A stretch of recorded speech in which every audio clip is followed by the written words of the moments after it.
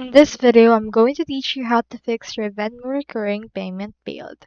So if you actually scheduled a payment using their new feature, you can head over and get a notification about the scheduled payment. However, if it did not send, what you can do right there is you can head over and then make sure to actually see the actual option right there. So you can send or you can see that it's actually an isolated issues between users.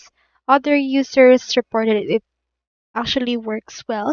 Other users reported it doesn't work because it's a new feature.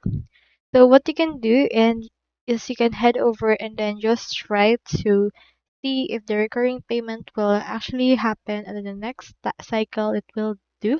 But for now, just continue manually doing the payment. So that's all there is today, and I hope this video helped you out.